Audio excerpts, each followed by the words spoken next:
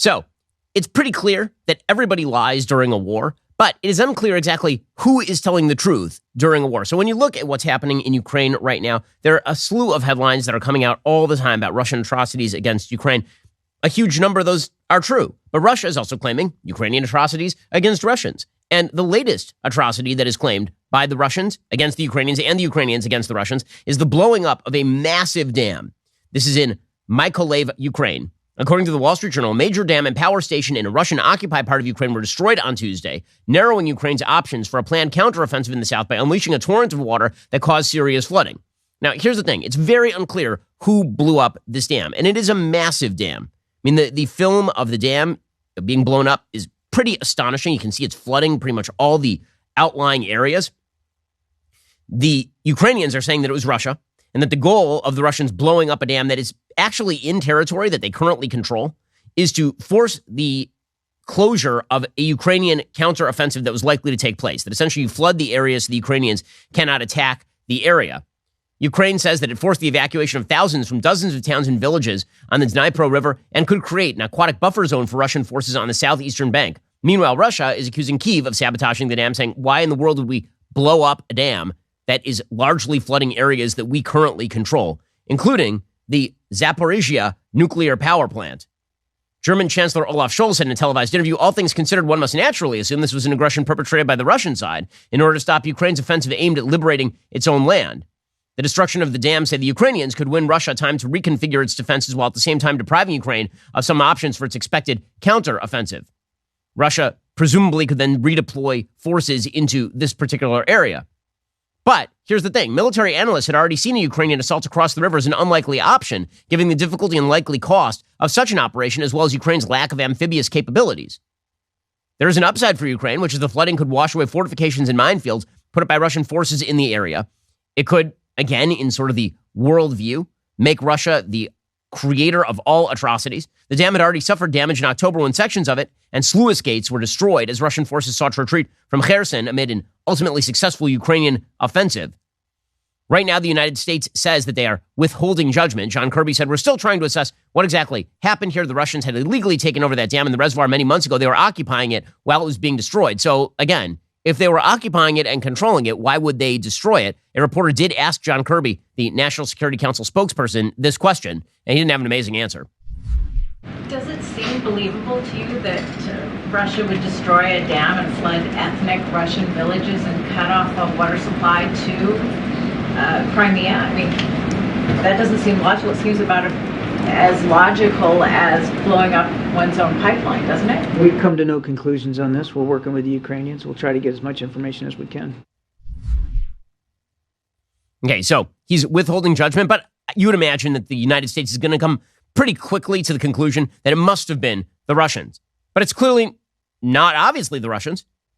Again, there's some evidence suggesting that maybe it was the Russians, and then there's some evidence suggesting that maybe it was the Ukrainians. Plus, there's a certain problem here with regard to the nuclear facility that is in the nearby area. The destruction, according to the Wall Street Journal, could affect the water supply to that nuclear power plant, which relies on the reservoir to cool its reactors, according to experts. A spokesman for Ukraine's state nuclear energy company said water levels in the Kakhovka reservoir that supplied water to the facility were rapidly decreasing. They said that right now, the levels inside the plant's cooling pond were sufficient to prevent a nuclear meltdown. But again, it is totally unclear who is doing what. And this raises a serious problem in terms of the credibility of the West. Normally, you would want to say, well, we'll let the intelligence sources come to their conclusions. We'll let the American government come to its conclusion. We'll let the EU come to their conclusions. And then who are you going to believe? The United States and the EU or the Russians? That'd normally be what you would do. But there is a problem. A precedent has been set here that the entire West will apparently lie about things that they clearly knew were caused by the Ukrainians in order to shield the Ukrainians from blowback. Now, again, it's a war. In a war, when there are two sides, everybody has an interest in lying. And that does happen all the time. The Russians lie, the Ukrainians lie. Lying is just part of war propaganda. It's happened since literally the beginning of war. With that said, the United States is a democracy. The citizens are entitled to actually hear the truth about what is going on in this war. The reason that I think so many people doubt accounts from the West, from Ukraine, is because of things like the attack on the Nord Stream pipeline. So you will recall that the United States quickly came to the conclusion that the Russians had bombed their own pipeline, which of course made no sense at all because the Russians could just, turn off the spigot. Well, it turns out that not only Did the United States come to the wrong conclusion on that? They knew they were coming to the wrong conclusion, according to the Washington Post. 3 months before saboteurs bombed the Nord Stream natural gas pipeline, the Biden administration learned from a close ally that the Ukrainian military had planned a covert attack on the undersea network using a small team of divers who reported directly to the commander-in-chief of the Ukrainian armed forces. So first they claimed it was the Russians, then they claimed it was some sort of Ukrainian splinter group, and now it turns out that months before the actual attack on Nord Stream, the Ukrainian military, from the top levels, was planning an attack on the Nord Stream pipeline, and the United States knew about it. Details about the plan, which have not been previously reported, were collected by a European intelligence service and shared with the CIA in June of 2022. They provide some of the most specific evidence to date linking the government of Ukraine to the eventual attack in the Baltic Sea, which U.S. and Western officials have called a brazen, dangerous act of sabotage on Europe's energy infrastructure. The European intelligence report was shared on Discord, allegedly by Air National Guard member Jack Teixeira, and the Washington Post obtained a copy from one of Teixeira's online friends. Which, again, leads to the question is whether the United States knew all along that this was, in fact, the Ukrainians, and then lied about it in order to jack up support for the Ukraine war by blaming the Russians for something the Ukrainians clearly did. In fact, John Kirby was asked specifically about the Nord Stream pipeline and this report. We'll get to his response in just one moment. First, I have to talk to you about Daily Wire's most trusted privacy partner and the premier sponsor of this show, ExpressVPN. Did you notice that big tech companies today are masquerading as privacy companies? Just fix those privacy settings, turn off app tracking, you're all good, right? Not really. Big tech literally feeds on your information. They sell off your data. They collect it, they sell it, this is how they make their money. To protect myself against big tech's prying eyes and, the backdoor to governments that they very often provide, I use ExpressVPN. When you use the ExpressVPN app on your computer or phone, you're hiding your unique IP address. Websites can't use that address to find out your real location or track what you do online. On top of that, ExpressVPN encrypts and reroutes 100% of your online activity so your internet provider, Wi-Fi admin, and hackers can't see it. The best part is how easy it is to use. It takes just one click to protect all of your devices. One ExpressVPN subscription covers up to 5 devices at the same time, so you can protect your entire family as well. So, today's the day. Get the VPN I trust to protect my own online privacy when big tech is knocking at my door. Visit expressvpn.com/Ben today. That's EXPRESS VPN.com/Ben. My listeners will get an extra 3 months for free. expressvpn.com/Ben. So, John Kirby yesterday was asked about the Nord Stream report, about the fact the United States apparently knew 3 months in advance of the Nord Stream attack that it was the Ukrainians planning an attack on Nord Stream, and then the attack happens, and the United States and the entire West blame the Russians. Here is John Kirby trying to run away from that. Is the U.S. actively investigating who did it? Why not? There are 3 European countries that have embarked on independent investigations of this, and we're comfortable in their ability to take a hard look at this and to come up with conclusions. Weird, because the United States will investigate just about anything. In fact, they say that they're going to look into who blew up this Russian dam, Russian-controlled dam. All of this undermines the credibility of the war effort, truly. I think that the mistake that so many national security officials make is they treat everything as classified and secret. And then when it turns out they were lying to people, people are like, well, maybe you're lying about the whole thing. Maybe you're lying about the whole thing. Maybe it turns out that you have some ulterior motives from wanting to support Ukraine in the way that you do. So if you want to undermine the war effort, they're doing an amazing job of doing it. You can't blame people for looking at the narratives that are being spun out by the Biden White House or by the EU or by the Ukrainian government for that matter, and then say, well, I have my doubts. Again, literally all the things that they said 5 years ago were true about Ukraine, they now say are no longer true. The New York Times, as we discussed yesterday, ran an entire piece soft-pedaling Nazism in the Ukrainian armed forces in the Azov battalion. Well, 5 years ago, they were writing articles about anti-Semitism in the Azov battalion. Like 5 years ago, it was Joe Biden himself who was out there talking about corruption inside Ukraine and how it needed to be cleaned up. Now we're supposed to believe that Ukraine is clean as the driven day. Now, the thing about all of this is that none of that is necessary. It's an assumption that people are absolute morons and that you can't just tell them the truth. And that assumption leads people to a sense of expected moral clarity from government that they are not supposed to receive and that they actually should not trust in. The truth is that foreign policy, international relations, it's about power. It's about interests. It is not generally about the sole question of morality. Morality lurks in the background, of course. You want to support the side that you think is morally better than the other side. But that's usually a comparative problem. It's very rare that you're going to support somebody who is absolutely wonderful against somebody who's absolutely evil. That is a rarity. As soon as a little bit of nuance comes in, then you're going to have to revert to the reality, which is that power politics matters. As I've said all along, the justification for the Russia war and the Ukrainian war against Russia, on Ukraine's part, it was a defensive war. But the reason the United States is involved in Ukraine is not because the Ukrainians are so unbelievably wonderful and the Russians are so unbelievably evil or anything like that. It's because it is in America's interest to prevent Russians from invading surrounding countries and gathering resources to themselves they can then weaponize against the West. That is the actual purpose, if you're talking just solely in terms of American interests. I think most Americans can understand that. That also means that when you're looking for an off-ramp in places like Ukraine, you determine as an American, what are the interests that we have achieved and what are the further interests that we hope to achieve and how do we hope to achieve those interests? None of those questions are being asked right now because we are supposed to believe in this moral binary, and we're supposed to, and in order to prop up the pure moral binary, the administration will clearly lie about things like Nord Stream. And then when an actual atrocity happens, like blowing up a dam and flooding villagers, thousands of villagers, and putting a nuclear power plant in danger, then who are you supposed to trust on that? And the answer is you have no idea. Again, lies generally lead to confusion, and that confusion actually undermines the point that many of our elites are trying to make. Okay, meanwhile, the other big controversy of the day in terms of international relations that the PGA Tour has demonstrated in like fashion that power matters and money matters.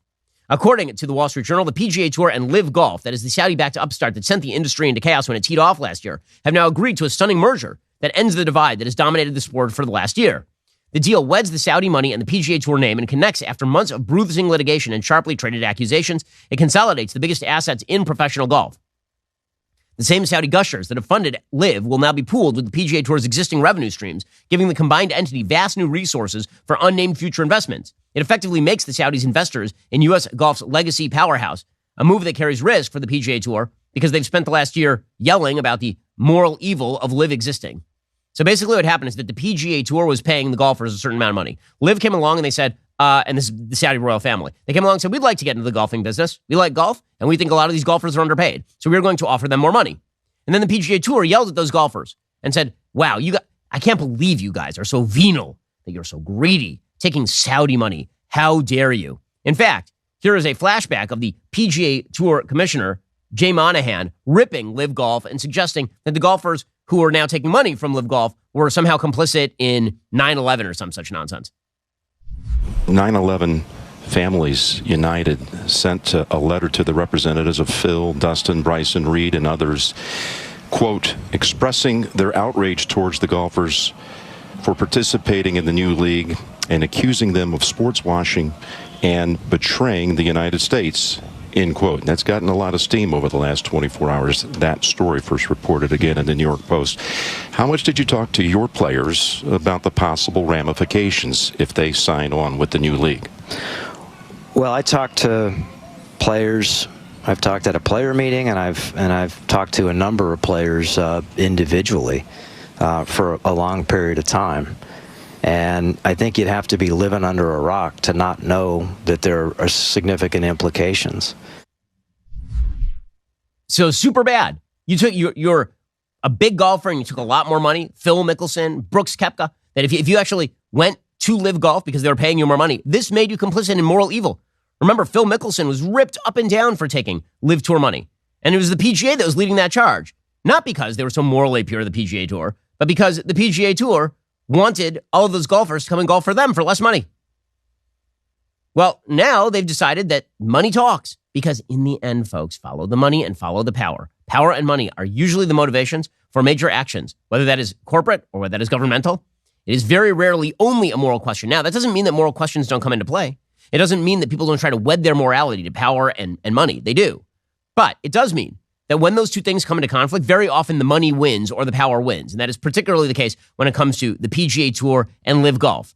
Again, just an example of how money walks. We'll get to that in one moment. First, in a world filled with uncertainties, it is crucial to be ready for whatever comes your way, whether we're talking about a natural disaster or a sudden emergency like a hurricane, unforeseen circumstances. It's just good to have a reliable food storage system on hand. Right now, My Patriot Supply is knocking $200 off their popular 3-month energy food kit to help you start growing your supply. Go to preparewithben.com, grab the special price before it ends. Your 3-month emergency food kit provides over 2,000 calories every day for optimal strength and energy in stressful situations. The nice thing about this, you buy it, you put it in your closet, you forget about it, and then when an emergency strikes, you're ready. Enjoy a wide variety of My Patriot Supply food, from buttermilk pancakes and chicken Alfredo to rice pudding. Their meals have you covered for every part of the day. My staff have tried it. The meals are really, really good, apparently. Don't wait for disaster to strike before taking action. Invest in your safety and well-being by securing that food storage today. Go to preparewithben.com. Save $200 on each kit your family actually needs. Go to preparewithben.com right now. That is preparewithben.com. It's just a smart thing to be ready in case of emergency. Preparewithben.com to make it happen. It's not going to cost you a fortune. Go check them out. Preparewithben.com. Save $200 on each kit that your family needs today. Okay, so you heard the head of the PGA Tour talking about the moral evil of golfers taking the money from LIV Golf. But now it turns out that the PGA Tour is taking the money directly from LIV Golf. Apparently, again, Texas Republican Congressman Chip Roy, who had championed the PGA Tour's fight, he said, I wonder if the PGA Tour, having wrapped itself in the flag, invited 9/11 families to the big announcement. I guess not, because money was worth more than principal, apparently. That obviously is true. Here's the PGA Tour commissioner, who you heard one moment ago, talking about the moral qualms he had about people joining LIV Tour, being like, well, but they do have a lot of money. You're describing a scenario under which PIF at some point could have the majority of the economics, correct me if I'm wrong, of this entity. Essentially, the Saudis sort of, people will say, oh, they control golf around the world. I'm just curious as to what you think the response is going to be. Well, listen, a lot of people have been reading about the tension. And that we've talked a lot. And I said previously that we were going down our path, they were going down theirs. And today, that tension goes away. The litigation is dropped. We're announcing to the world that on behalf of this game, we're coming together. And it's less about how people respond today, and it's all about how people respond in 10 years. And when they see the impact that we're having on this game together, there will be a lot of smiles on people's faces, and there'll be a lot more people playing this game all over the world. Well, that is awkward. That is awkward. So you basically ripped your potential business partners as terrorist supporters, and then you made a deal with them, and you expect that nobody is going to notice? Connecticut Democratic Senator Chris Murphy said in an interview that Monahan had actually urged him and other lawmakers to scrutinize the national security implications of the Saudi project. Quote, they came to my office and told me it would be a moral outrage for Saudi Arabia to have an ownership stake in a major American sport. The announcement speaks for itself as to what really matters. Okay, now this has something to say not just about corporate priorities, but about American priorities more generally. Okay, the corporate priorities are pretty obvious. And there are a lot of people who say, well, why are corporations going and doing business in China? They should just stop doing business in China. Stop making product in China. China's an evil dictatorship. Or we should stop doing business with the Saudis. And the answer is that if you're a corporation, you go where it is cheapest and most productive to produce the product. If there are national security problems, it is up to the government of the United States to prevent investment in places like China or places like Saudi Arabia. But the reality is the U.S. government also wants it both ways. They want to be able to morally posture and then at the same time pretend that they're not morally posturing when they go and sign a deal with Saudis. Right? It's the same thing that basically the PGA Tour just did the same thing Joe Biden did. Joe Biden back in 2020 was like, Saudi Arabia is a horrible, evil, terrible, no good, very bad place filled with murderers and scum. And then 2021 comes, and the midterms are coming, and he's like, well, we could use some oil from you guys. And Saturday's like, screw you. It turns out that power matters an awful lot when it comes to politics and when it comes to corporate money. Morality generally takes a backseat to the money. Now, when the two can be aligned, or when you can get away with shoving your morality into the guise of power in politics, then you do it. But when the two come into conflict, everybody just goes weapons down, which is pretty amazing. Right, here's John Kirby yesterday being asked about the merger between LIV Golf and the PGA Tour. Now, back in 2020, Joe Biden would have had some word about this. Now, apparently, the administration's like, well, who cares? Whatever. Does the Biden administration have any concern with a major U.S. sports league getting into business with the Saudi Public Investment Fund? I think we'll let the Saudi government speak to that. So he's just going to leave that one out there on the table. Okay, the lesson for all of us, the big takeaway for all of us, is that you should follow the money and you should follow the power. And when people start to morally preen and posture, you should ask them a very simple question. If the mathematics changed, if the money changed, if the interests changed, would you still hold by that? And if the answer is you wouldn't, then we know where your actual priorities lie. We know where the priorities lie for the United States government when it comes to a lot of conflicts around the world. And that's, as long as it supports American interests in a real hard-headed way, that's okay. We can all live with that. That's realism.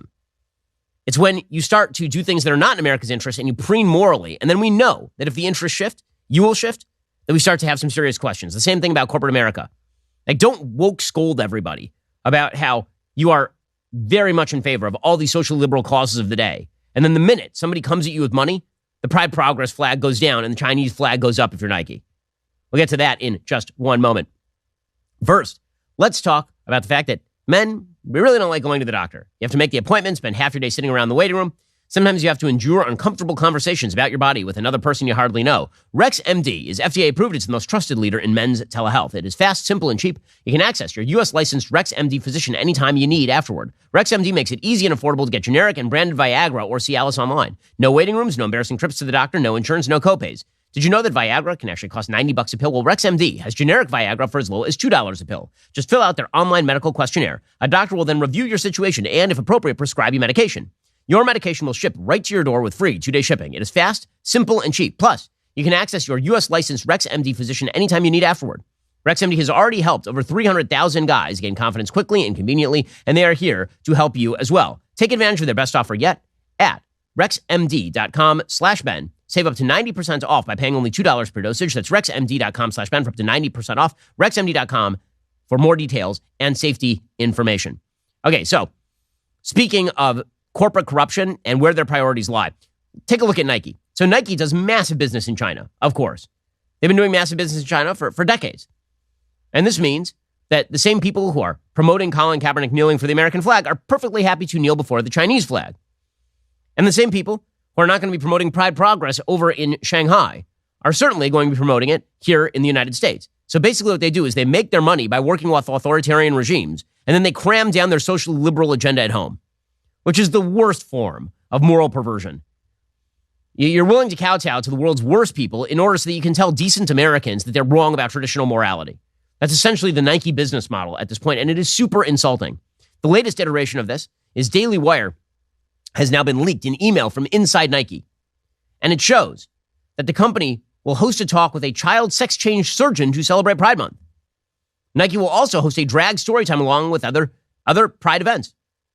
According to this email, quote, "Team, this summer, the Nike United Pride Network has the honor of once again spotlighting and celebrating the past, present, and future of our global LGBTQIA+ community. We're thrilled to have a phenomenal lineup of events and activities this June and July.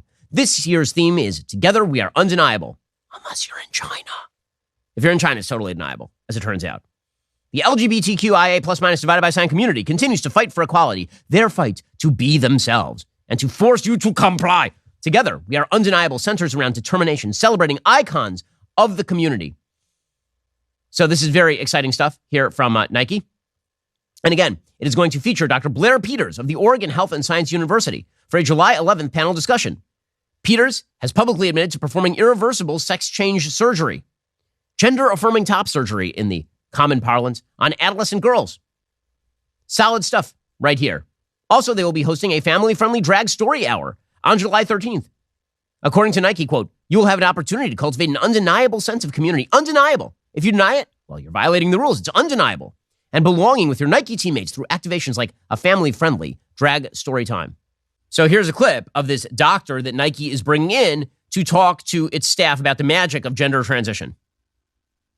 It was over time as I started engaging more and more with the queer, trans, and gender diverse population that I really felt comfortable and started encountering people that looked like and felt like I felt, and learned the language that they used, and then really found the labels that I apply to myself, which are queer, gender diverse, and that's where I live. I'm Blair Peters. I use he, they pronouns. I'm a plastic and reconstructive surgeon at OHSU, and I specialize in gender affirming and peripheral nerve surgery. I describe gender affirming surgery as using surgery to help someone physically actualize their internal sense of self.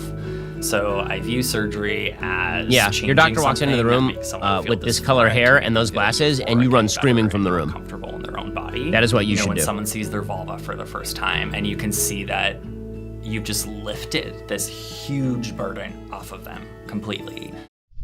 So glad Nike could push this sort of stuff. Nike, which started as a running shoe company in Portland, Oregon, like rural Portland, Oregon. And this is how far they have come. Not in China, not in Saudi, not in the places where they actually, manufacture their stuff, but they'll propagandize to their own staff.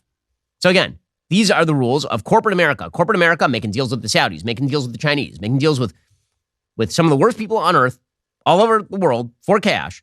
But then they lecture you about your morality, They lecture you about why you are a bad person if you do not agree with the Pride Progress agenda. That's the goal. And then they leverage all of those corporate dollars to back politicians. And those politicians then push that radical agenda. Again, using dollars that are largely made overseas from authoritarian regimes where all this stuff is illegal in the first place. It's truly insulting. It's truly insulting. And the backlash is just beginning. The backlash has already begun, in fact, because it turns out that the American people don't have to sit there and take it. If, as I say, people are happy to promote their left-wing morality so long as it doesn't ding their bottom line too severely, if you ding their bottom line severely, people back off of it. This is why the Wall Street Journal has an entire piece titled "Companies That Embrace Social Issues Have Second Thoughts." Well, good. Well, good. Keep going, guys. Keep going. The folks who listen to this program who decide not to buy Bud Light, keep going with that. The people who decided that this month they're not going to shop at Target because Target is selling bathing suits for tucking your penis behind you so that you look more like a girl, and they're going to do this for young people, and you decided, okay, well, I'm just going to shop at Walmart instead this month. Good for you. Keep it up. According to the Wall Street Journal, in May, clothing company The North Face released a video for Pride Month featuring drag performer Patagonia. The ad was similar to the one the performer had appeared in for the outdoor apparel maker a year earlier. The reaction was not. Within hours, calls for a boycott of the company spread on social media. North Face wants to be the next Bud Light, one user wrote. Aren't you supposed to learn from others' mistakes? Another user said. CEOs spent the past few years adjusting to a world in which investors, customers, and employees expected corporate leaders to align themselves with social causes. Well, I mean, I love that sentence because the answer is that a small cadre of investors, customers, and employees expected corporate leaders to mirror their politics. But today, that has made the companies targets in the U.S. culture wars. Well, no. The answer is you guys were the offenders in the culture wars, and then people decided they'd had enough. They were tired of being crammed down. They were tired of being told to sit there and shut up if they don't agree with the left-wing agenda. Some CEOs are rethinking how or whether to weigh in on sensitive political or social matters, with trans and other LGBTQ issues particularly in the spotlight. At PPG Industries, a Pittsburgh maker of Glidden paint, coatings, and other products, Chief Executive Tim Navish asked senior leaders at the company earlier this year to review its processes for engaging on polarizing topics. Navish said he wanted the company to have a robust plan should it need to respond. PPG uses an internal scoring system to determine if and when it makes sense for the company to comment on matters that may offend some of its customers and employees or affect its brands. If executives decide to comment, they discuss how best to communicate. We run a business, we don't run a political organization, said Navish. We have to take all of this into account. Executives are finding out how easy it is to leave everyone unhappy. Well, no, actually, the way that you leave everybody unhappy is by sounding off. If you shut your face and you just give us the product that we want to buy, it turns out that nobody's really all that unhappy. There will be some activists who bitch and moan, but everybody else will be just fine. That is what happened when you flex your power in the marketplace. It's also, by the way, what's happening across America as people begin to stand up to the predations of the woke mind virus and its radical norm changing. There's an unbelievable video that has now emerged out of Glendale, California. Armenian parents. So Glendale is a pretty conservative area, or more conservative than most of California, because it's heavily Armenian. Armenians tend to be much more traditional. They're very culturally in tune with their community. And because of all of that, they were not willing to humor a school board pushing the LGBTQ plus minus divided by sign curriculum. And chaos broke out when Antifa showed up to make trouble with people protesting. Several hundred protesters gathered, many waving the American flags, and on the other side, LGBTQ plus pride flags outside the scheduled GUSD board meeting. The opposing sides represented parents who oppose GUSD policies in support of the LGBTQ plus minus classroom curriculum.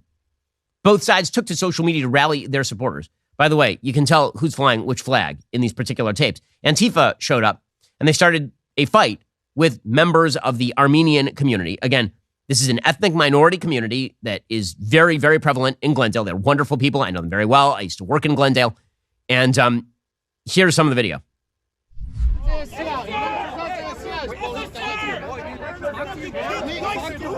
You can see these Armenian protesters, and they're being polite with the cops. And then Antifa is going to show up and start making trouble, because this is, in fact, what they do. Here's Antifa. They're starting to get violent with people. The Armenians are having none of it, as well they should not. Again, all the police have to break it up. By the way, Antifa's going to lose this battle. Right? Seriously, like Antifa versus the Armenians, I take the Armenians and the points every time, man. That is not even a question.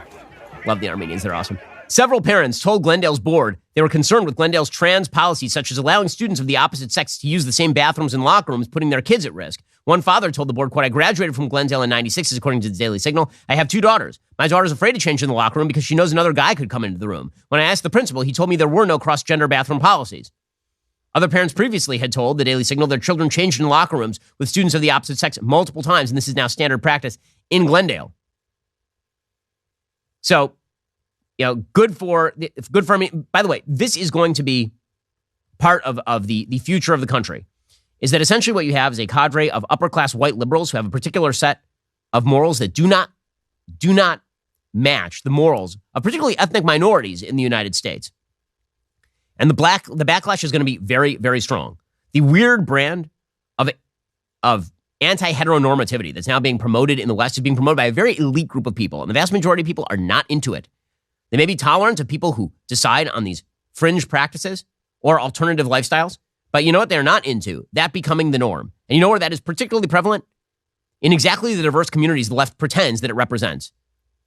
Armenians are just one example of that. But overall, millennials are now moving to the right.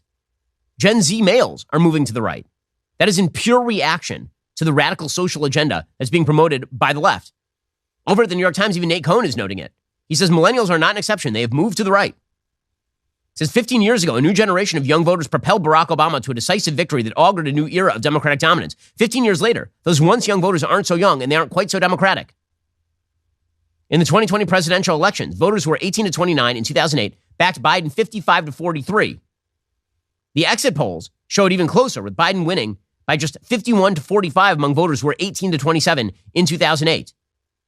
That group voted radically large numbers for Barack Obama. This shift to the right among young voters who propelled Obama to victory 15 years ago is part of a larger pattern, says Nate Cohn. Over the last decade, almost every cohort of voters under 50 has shifted toward the right, based on analysis of thousands of survey interviews conducted at the Roper Center. Again, the millennials of 2008 are not the same as those of 2016. And it is also worthwhile noting that these are cohorts, as we talk about younger cohorts, that are more minority-based. These are less white cohorts, and they're becoming more right-wing. Because the morality that's being promulgated by the folks at Discovery Plus is not mirrored by the rest of the country. I mentioned Discovery Plus here because Discovery Plus during Pride Month has decided to run entire pieces about how Abraham Lincoln was now a gay man. He was a sparkly queer fellow, according to Discovery Plus. We'll get to that in just one moment. First, with so much of our world digitized or automated, why would you stick to old school mailing and shipping? If you mail or ship often, let Stamps.com do the hard part for you. You can simply print postage and shipping labels direct from your home or office. It's ready to go in just minutes. No long lines, no complicated setup required. Postage rates just increased again. Luckily, Stamps.com has the best discounts in the industry. They have amazing partnerships with USPS and UPS for unbeatable rates. You can get up to 84% off. Plus, Stamps.com automatically tells you your cheapest and fastest shipping options. For 25 years, Stamps.com has been indispensable for over 1 million businesses, including we here at Daily Wire. We have been using Stamps.com since 2017. We don't waste time. We don't waste money at this company. Set your business up for success by getting started with Stamps.com today. Sign up with promo code Shapiro for a special offer that includes a 4-week trial plus free postage and free digital scale. No long-term commitments required. Go check them right now at Stamps.com. Click the microphone at the top of the page. Enter code Shapiro. Start saving time. Start saving money. Why schlep your stuff down to the post office when you just do it right at the office or from your home? Stamps.com. Click that mic at the top of the page. Enter code Shapiro to get started. Also, if you're looking for something interesting to watch, check out our series What We Saw, hosted by storyteller Bill Whittle. Season 1 focused on Apollo 11. Season 2 of What We Saw is now in full swing. In episode 13, President Nixon's visit to China introduces a 3-power dynamic, but Watergate undermines his administration and diminishes American morale. Meanwhile, the Soviet invasion of Afghanistan further exposes American weakness. In this context, an older president brings renewed optimism, youthful vigor, and a plan to end the Cold War and achieve victory after 4 decades of stalemate. Of course, that would be Ronald Reagan. Bill makes you feel like you're there witnessing history. Hear the amazing story in this week's episode of Cold War. All episodes of Cold War are now available to stream. You have to be a Daily Wire Plus member to see it. Go to dailywire.com/Cold War to start watching. So again, what we are seeing in the United States right now is a battle between a small cadre of left-wing radical activists, largely white, and the rest of the population. And that includes a heavy dose of minority populations. I mean, but one of the ways you can see this, by the way, is by the fact that Pete Buttigieg has no ratings whatsoever among non-upper-class white liberals. If you're not an upper-class white liberal, you do not care about Pete Buttigieg. You are uninterested in Pete Buttigieg. mainly because he's pushing radical positions. Pete Buttigieg, the Secretary of Transportation, who's considered, again, by like the 7 upper-class white liberals to be the guy, even though he's really botched it over at the Transportation Department after taking a 2-month paternity leave, which made no sense. My paternity leave, by the way, for my 4th child was, I believe, 24 hours, 1 day. And I have 4 kids, and my wife is a woman who actually gave birth from her body. So there was that. Anyway, Pete Buttigieg, he says that politicians are targeting the LGBTQ community to distract from radical positions. The actual reverse is the truth, that the left-wing politicians are talking about every other issue and pretending those issues are important to distract from their actual radical policy positions on things like LGBTQ+. Now you see the attacks on the LGBTQ community, especially on the trans community, and what they are going through. And, I think it's being done out of a perception that it is politically convenient to target vulnerable groups. And honestly, I think where it largely comes from is folks who don't want to talk about why they were against the infrastructure law that's building the roads and bridges. They don't want to talk about why they were against $35 insulin that the president delivered for Medicare recipients. They don't want to explain why they were for these radical positions that speak to what most people are worried about in their everyday lives. Yeah, you're right. The radical positions are debates over the debt ceiling. The radical position is not that boys can be girls and girls can be boys. Those are, the radical position is that you think that taxes should be slightly lower and we shouldn't spend so much money. Right. Nailed it. Again, it's an elite cadre of people in the media who are pushing this sort of stuff as well, which presumably is why Discovery Plus is now pushing the lie that Abraham Lincoln was gay. They literally push this on Discovery Plus. It's just nonsense. It's garbage. It's not true. Y'all have probably heard about this guy, Abraham Lincoln, the 16th president of the United States. He won the Civil War and landed his mug on the $5 bill, all while being a total bearded daddy. Mercy. Lincoln was famous for having a way with words. 77 years ago, our fathers brought forth on this continent a new nation dedicated to the proposition that all men are created equal. And but he talked in really fey fashion. Hot, young men. Yes, darling, your This is so history vile. book has censored Lincoln's love life for far too long. Truth is, Lincoln had at least 4 intimate and maybe even sexual relationships with men. We like to call them Lincoln's 4 scores. Discovery Plus, guys. That's a lie. That's just a lie. I mean, historians have repeatedly debunked this crap. It does not matter. They're pushing it anyway. They're pushing this on you, and they're pushing this on your kids, and they're pushing this on everybody. And it turns out that there is, in fact, a backlash to this. And by the way, they don't even believe this. The minute you think Discovery Plus is broadcasting this in China or in Saudi, of course they're not. Of course they're not. And then you wonder why the reaction is happening. That's why the reaction is happening, guys. That would be why the reaction is happening. Meanwhile, the militant LGBTQ plus movement has decided that federal judgeships can be used to their advantage. So over in Florida, a federal judge has now temporarily blocked a Florida ban on puberty blockers for minors.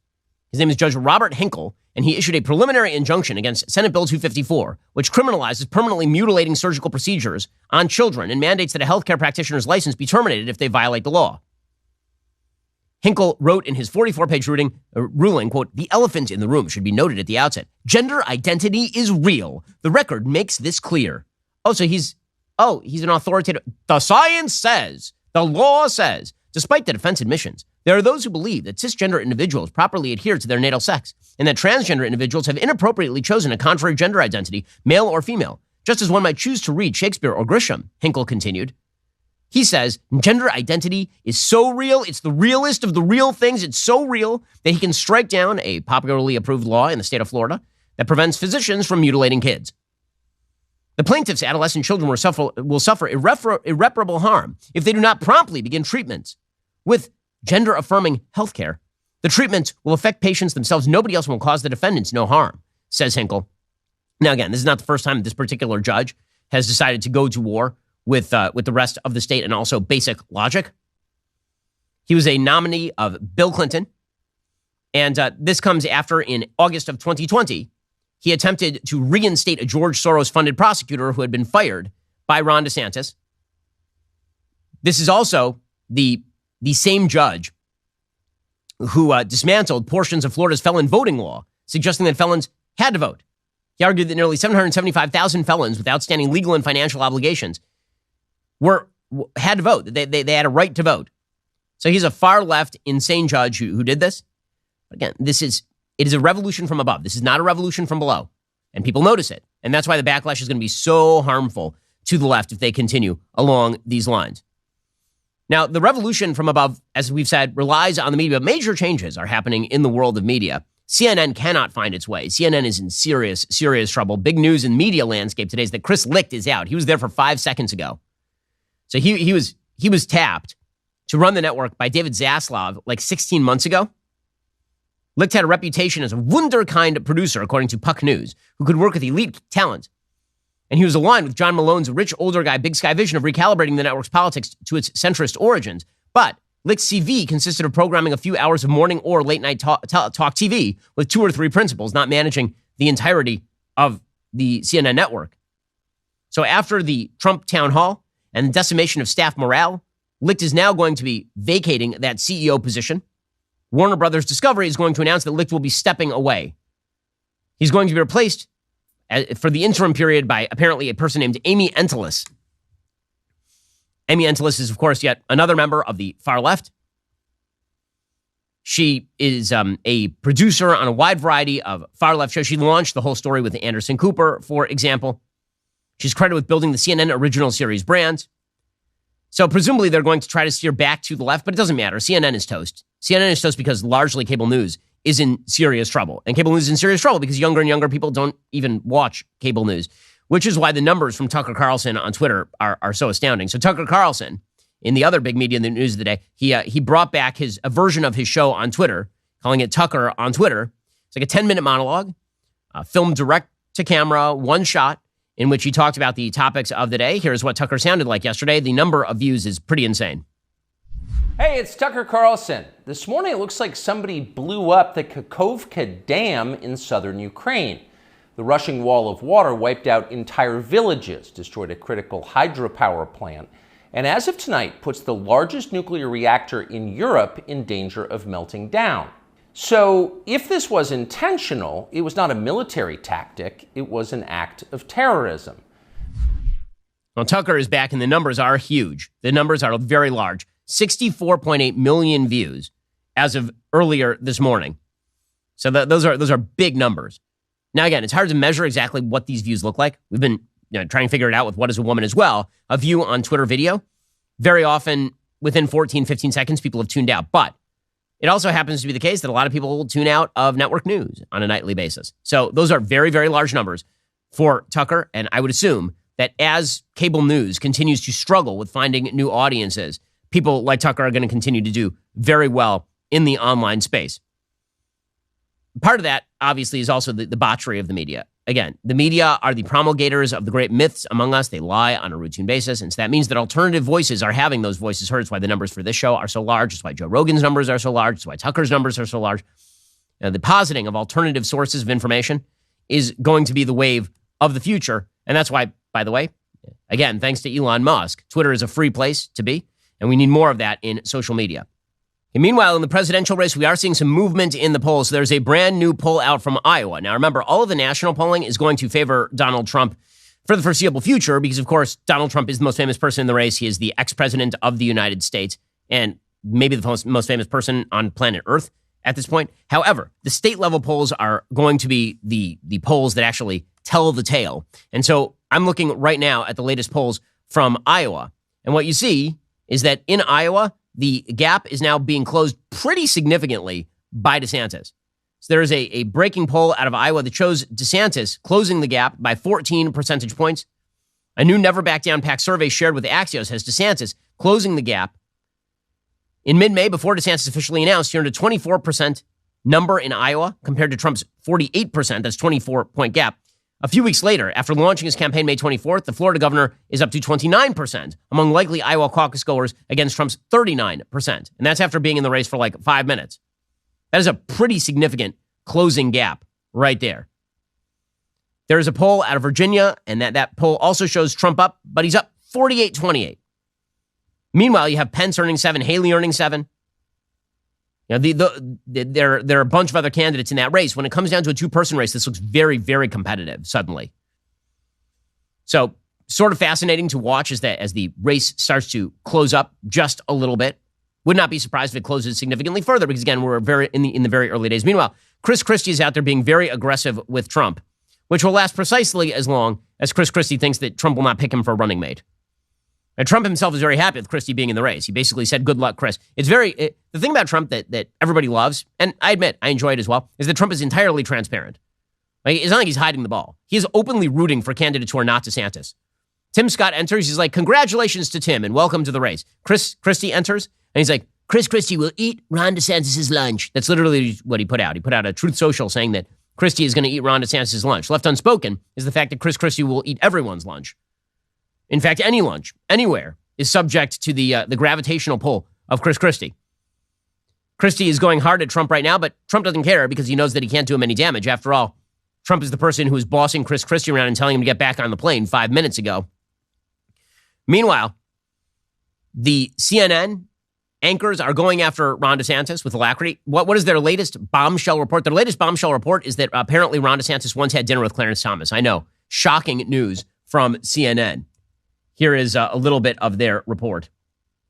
Because I do think he is our greatest living justice. Thank you.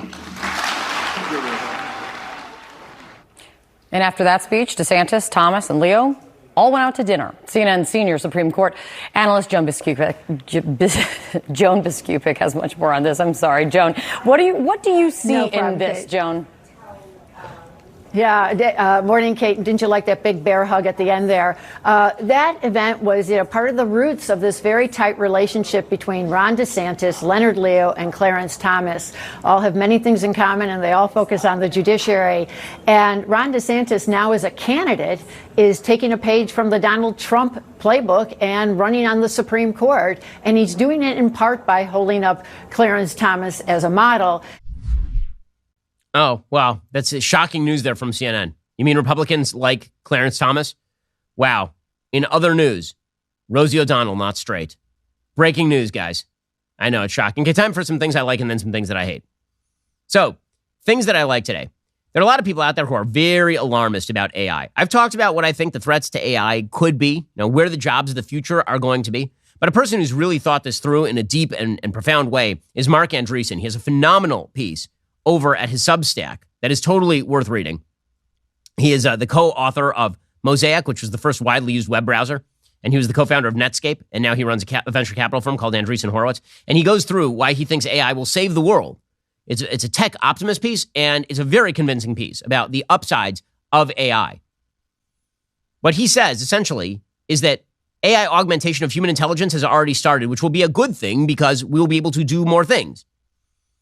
He says AI offers us the opportunity to profoundly augment human intelligence to make all of these outcomes of intelligence and many others, from the creation of new medicines to ways to solve climate change, technologies to reach the stars, much, much better from here. The point that Andreessen makes is that very often people think of AI like it's a machine, we're a machine, so it's a machine that's better than we are, so we lose. And the point Andreessen makes is we don't fully understand what makes people human or not human. He suggests that very often the ways that we define what it means to be a human could equally apply to simple machines. Goal-directed, adjusting to the environment, unhappy when goal is not reached, and then attempting to find that goal. And as Mark has said, that refers to a thermostat, right? It's attempting to find 72 degrees, and it's unhappy when it doesn't have that goal, and has a feedback mechanism to attempt to achieve that goal. Is that how the human brain works? Is that what it is to be human? Obviously not. So there's something that we can't explain about being human that makes us different from AI. And AI is just a really, really good machine. He says in our new era of AI, every child will have an AI tutor that is infinitely patient, infinitely compassionate, infinitely knowledgeable, and infinitely helpful. The AI tutor will be by each child's side every step of their development, helping them maximize their potential. Every person will have an AI assistant, coach, mentor, trainer, advisor, or therapist, infinitely patient, infinitely compassionate, infinitely knowledgeable, and infinitely helpful. Every scientist will have an AI assistant. Every leader of the people will have the same. Productivity growth throughout the economy will accelerate dramatically, driving economic growth, creation of new industries, creation of new jobs, and wage growth. And this is sort of the point. He says that there are a lot of people who are panicking right now. He says those kind of break down into two categories. There are the people who are true believers that AI is going to ruin everything, and they're alarmist about it. And then there are what he calls bootleggers, self-interested opportunists who stand to financially profit by the imposition of new restrictions, regulations, and laws that insulate them from competitors. So presumably that would be big corporations that are involving themselves in AI regulation right now to kill all of their competition off. And then he talks about the various risks. He says, will AI kill us all? He says that this is absurd. He says, my view is that the idea that AI will decide to literally kill humanity is a profound category error. AI is not a living being that has been primed by billions of years of evolution to participate in the battle for the survival of the fittest, as animals are and as we are. It is math, built by people, owned by people, used by people, and controlled by people. In short, AI does not have goals. It does not want to kill you because it is not alive. It's not going to come alive and kill you any more than your toaster will. Now, there are people who can use AI to do bad things, for sure. But the idea that it's just going to become self-aware and then kill all of humanity is nonsense. The second question that he takes on is, will AI ruin our society? He says, no. He says it's not going to be AI generating hate speech and misinformation that's the problem. It's going to be people who attempt to censor other people who are the problem, which of course is true. The third risk, which is the one that people are concerned about, like Andrew Yang, who are pushing universal basic income, is that AI is going to take all of our jobs. He says this is mistaken. He says we have technology that is going to advance humanity. He says AI, if allowed to develop and proliferate throughout the economy, may cause the most dramatic and sustained economic boom of all time, with correspondingly record job and wage growth, the exact opposite of the fear. Here's why. The core mistake the automation kills jobs doomers keep making is called the lump of labor fallacy. This fallacy is basically that there's a fixed pie of labor and that if machines take more, human beings take less. But it's not true. When technology is applied to production, we get productivity growth, an increase in output generated by a reduction in inputs. Right? A human using a computer is way more productive than a human not using a computer. The result is lower prices for goods and services. As the prices for goods and services fall, we pay less for them, meaning we now have extra spending power with which to buy other things, which increases demand in the economy. And then people invest that money and they produce new things. The result is a larger economy with higher material prosperity, more industries, more products, and more jobs. You also get higher wages because at the level of the individual worker, the marketplace sets compensation as a function of the marginal productivity of the worker. A worker in a tech-infused business will be more productive than a worker in a non-tech-infused business. Right? This is why if you are working in an air-conditioned office, there's a good shot that you're making more money than a person who is working like basic agriculture somewhere. The employer will either pay that worker more money because he's now more productive, or another employer will. Technology introduced into an industry generally increases the number of jobs and also raises wages. As far as technology that replaces literally all human labor, which is what people are worried about, which would mean literally all existing human labor being replaced by machines, that would mean a takeoff rate of economic productivity growth that would be absolutely stratospheric beyond any historical precedent. Prices of existing goods and services would drop across the board to virtually zero. Consumer welfare would skyrocket. Consumer spending power would skyrocket. New demand in the economy would explode, which would mean that human beings would create new stuff. And if AI replaces that labor, then the cycle would repeat. So I think it's a very convincing piece by Mark Andreessen. You should go check it out right now over at his Substack. It is definitely worth the read. Okay, time for a quick thing that I hate. Okay, so everybody's going nuts over this report about UFOs. Meh. My reaction is meh. According to the UK Guardian, the U.S. has been urged to disclose evidence of UFOs after a whistleblower, former intelligence official, said the government has possession of intact and partially intact alien vehicles. The former intelligence officer is named David Grush. He led analysis of unexplained anomalous phenomenon within a U.S. Department of Defense agency, and he has alleged the U.S. has graft of non-human origin illegally being withheld from Congress. So we now have a single source who left the government in April after a 14-year career in U.S. intelligence saying that there are aliens out there and we have control over their spacecraft. Jonathan Gray, current U.S. intelligence official at NASA, confirmed the existence of exotic materials to the debrief, adding, "We are not alone." Color me doubtful. Mainly because I don't tend to believe that secrets stay secrets in the U.S. government. Everybody is very leaky over there. And do you really believe that, here's a real question, do you believe that intelligent alien life, which is presumably what we're talking about, flew millions of light years to arrive here on planet Earth and then proceeded to fly around until it fell down and was found by American military forces or by the U.S. government? I mean, the U.S. government can't tie its own shoelaces. I have serious competence doubts about this. So people who are like, we now have proof. It's the biggest story in the world. When you show me the spacecraft and you show me where it's from and you give me some evidence other than a dude saying it, who's now going to be very famous and being able to write books, then I have Until you show me that, I have doubts. Alrighty, guys, the rest of the show continues right now. You're not going to want to miss it. We'll be joined online by presidential candidate Nikki Haley. If you're not a member, become a member. Use code Shapiro at checkout for 2 months free on all annual plans. Click the link in the description and join us.